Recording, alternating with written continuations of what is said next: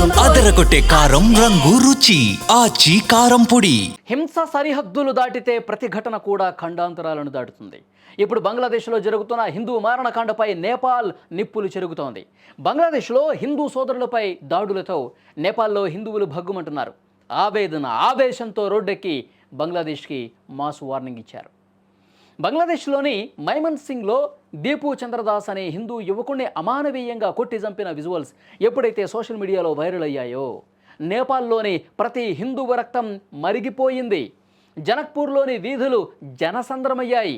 సాధువులు తమ కమండలాలను పక్కన పెట్టి ధర్మరక్షణ కోసం జెండాలు పట్టారు.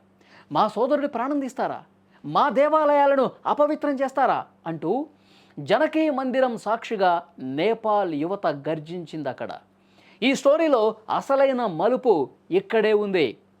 నేపాల్ హిందూ సంఘాలు నేరుగా బంగ్లాదేశ్ అల్లరి మూకలకు ఒక డెడ్లైన్ విధించాయి.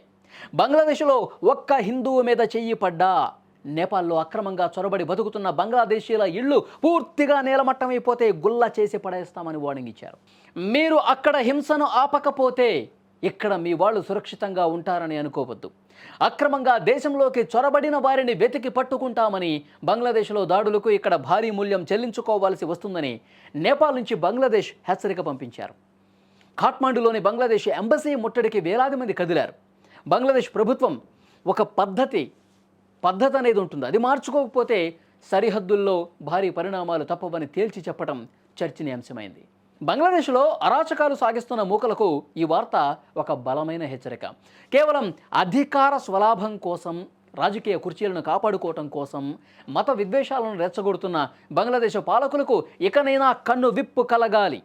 హిందువుల రక్తాన్ని కళ్ళ చూస్తూ అల్లరి మూకలను వెనకేసుకొస్తున్న పద్ధతి మార్చుకోకపోతే రాబోయే రోజులు అత్యంత భయంకరంగా ఉండబోతున్నాయి. అధికారం కోసం అరాచకాన్ని ప్రోత్సహించే పాలకులు గుర్తుపెట్టుకోవాల్సిన విషయం ఒక్కటే: ప్రజల ఆగ్రహం కట్టలు తెంచుకుంటే ఏ శక్తి అడ్డుకోలేదు.